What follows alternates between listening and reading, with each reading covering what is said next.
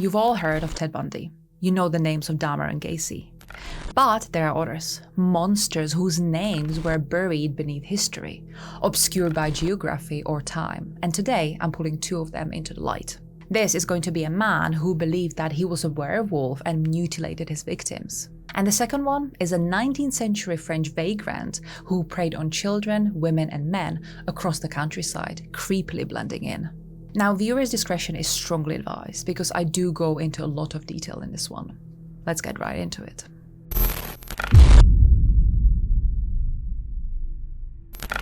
Jack Spillman III wasn't just a murderer. He was a predator who believed he wasn't human. Born in 1969, Spillman's crime unfolded in Washington state in the mid-1990s. On the surface, he looked like a troubled drifter, tattooed, intense and quiet. But beneath the surface was something much darker. He told people that he aspired to be the world's greatest serial killer. And so he went on to study anatomy, read up on Ted Bundy and other serial killers, and he even believed that he had the soul of a werewolf. Spillman decided to strike first in 1994. That is when he began stalking and tracking a 9-year-old Penny Davis. He basically behaved as he was this powerful werewolf who just found himself a prey. The little girl was just walking home from her friend's place, and she had no idea that there was a monster waiting in the shadows for her. After Spillman was done playing his stalking game, he ran towards the little girl and abducted her. He brought her into this small cave in the woods where he began torturing her with a knife. And when the girl eventually passed away, he sexually abused her and buried her in a shallow grave. Later on, he even returned to her grave to sexually abuse her again. Her body was found posed in a provocative position 6 months later after her disappearance in the same shallow grave. But the police at the time had no idea who the killer could have been. And as they had no hard evidence, her case would eventually go cold. Spillman would pounce again in 1995. That is when he gained entrance to the home of a 48-year-old Rita Huffman and her 15-year-old daughter Mandy. Spillman first went after Mandy. The teenage girl tried running away, but Spillman quickly caught up to her and stunned her by a blow to her head.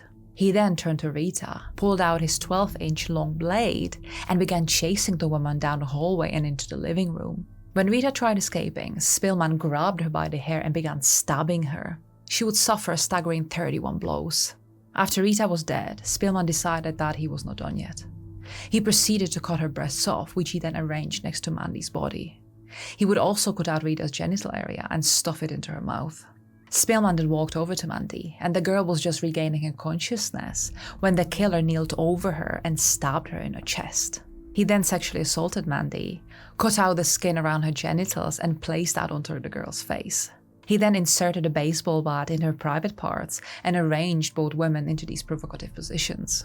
And after all of these gruesome acts, he simply just walked out of the door, got into his pickup truck, and sped off. But as if this was not horrible enough, the bodies were found by Rita's other daughter. She had been unable to get hold of her mom and her sister, and so she decided to drive over to visit them both and see what was going on. When she stepped through the unlocked sliding door on the porch that was always kept like that, she began screaming. Her mom was lying on the couch, posed in this horrible position, and it was clear that she was dead.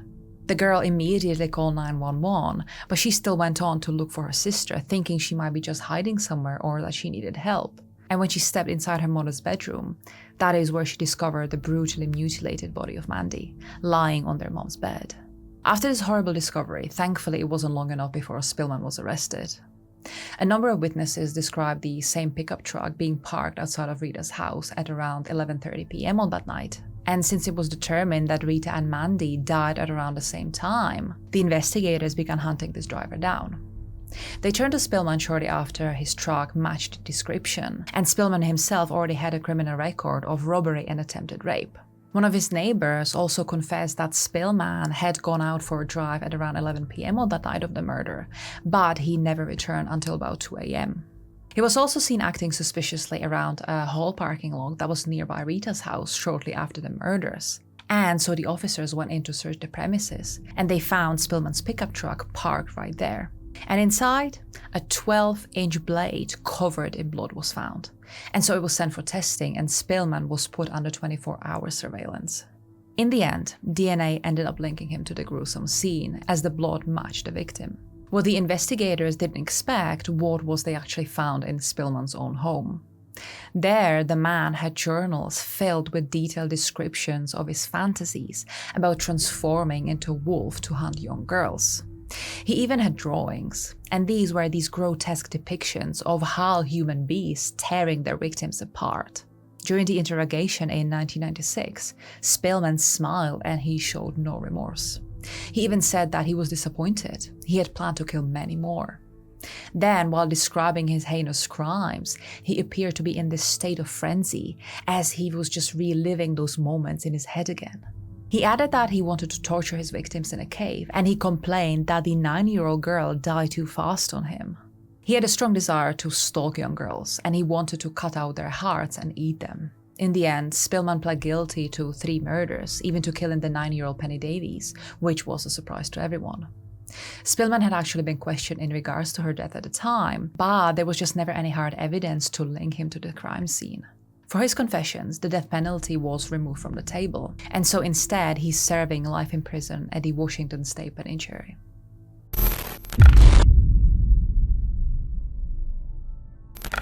Long before Jack the Ripper haunted London, France had its own monster. His name was Joseph Vacher, and in the late 1800s, rural France was filled with fear.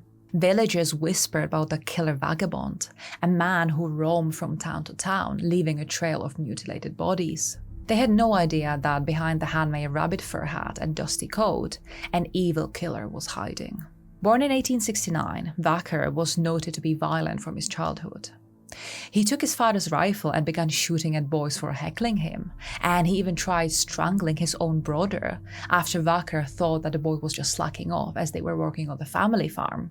At the age of 14, he was already thought to be linked to the rape and murder of a 10-year-old local boy. Vacher was then sent to live with his half-sister, but she was unable to cope with him, and so he was shipped off to a strict Catholic school where he was taught to obey and fear God. He was meant to stay there until he turned 18, but Vacher was actually expelled only 2 years after he arrived because he was caught masturbating and torturing animals. In 1888, Vacher was soon linked to yet another crime, an attempted rape of a 12-year-old boy, but his victim actually managed to punch Vacher and alerted others to the scene. Vacher managed to flee and then briefly lived with his brother in Geneva, but was quickly rejected after he admitted his horrible crimes. Vacher tried escaping his background by becoming a soldier, but he was not really being recognized as much as he thought he would be, and also he wasn't climbing the ranks fast enough. So he tried killing himself by slicing his throat, which earned him 4 months dismissal from the military. During this time, Vacher met and fell in love with a young woman named Louise Barrand, and during their first date, he proposed to her. Now, Louise obviously rejected him, as not only was this incredibly inappropriate and fast, but she was also freaked out by the fact that he added that he would kill her if she ever betrayed him. Now, this left Vacher extremely frustrated, and so he began stalking Louise, begging her to give him another chance. She eventually accepted his invitation to a dance, but she ended up running away after Vacher had attacked a man that tried talking to Louise. She went on to move back in with her mother, but that did not stop Vacher either. He began spamming her with tons of love letters, which at first she ignored, but then Louise got too fed up with all of these unwanted advances, and so she openly mocked Vacher. And this is exactly where things went wrong. Vacher broke into her mother's home and shot Louise 3 times. He then turned the gun at himself and fired 2 bullets into his own head. But miraculously, both would survive this attack, but Vacher's face was left disfigured, for which he began to be mocked. He even lived with one of those bullets being permanently lodged behind his ear. And this is what the historians believe led him to develop even deeper hatred for people, but it also made his mental state even worse. After his second suicide attempt, he was let go from the military and confined in a mental institution. During his time there, Vacher was attacking the staff, he began destroying the furniture, and he constantly claimed that he was being abused there. He briefly escaped, but was eventually caught and moved to another asylum, as he was found not guilty of the attempted murder of Louise Barrand on the basis of insanity. Vacher was transferred to yet another mental institution, but get this, he was released in 1894, just after 3 months, as the doctors declared him completely cured. But Vacher was anything but that, and with all of this bottled up anger within him, he began his killing spree in 1894. His victims were mostly children and young farmhands, so basically he was after isolated, vulnerable, and somewhat forgotten people. Because of who his victims were, he was also often dubbed as the killer of little shepherds. And Vacher's crimes were not for the faint-of-hearted. He raped, murdered, and mutilated his victims with a knife and sometimes even a hammer. The most dangerous fact was that he was really hard to catch because he simply blended in.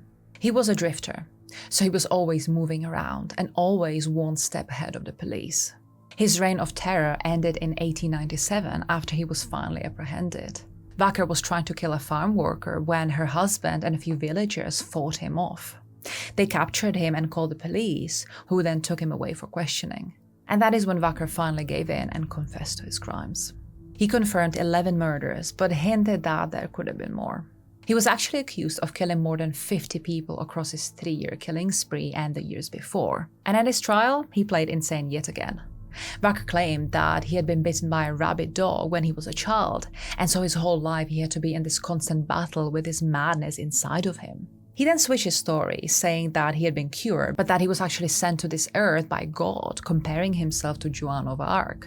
Now, doctors debated whether he was mentally ill or if perhaps he was just a master manipulator. And based on his history, the court decided on the latter. They claimed that Vacher was consumed by pain and self-pity, which is what made him commit such unspeakable crimes. They even believed that he may have been raped as a young boy himself by one of the rural guards working on his family farm, hence the lifelong struggle and deeply rooted hatred for others.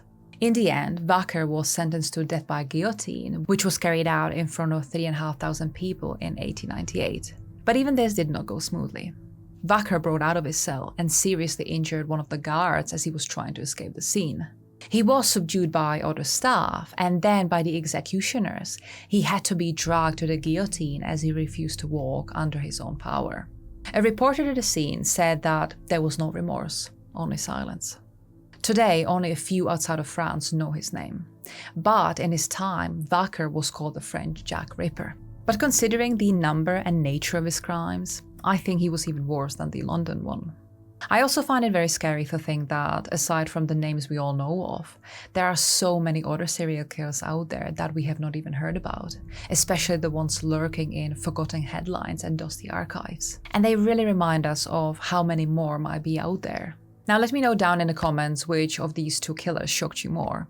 And if you want more dark history and chilling cases like these, please don't forget to subscribe because it really does help me out quite a lot. Thank you for your time and stay safe. Until next time.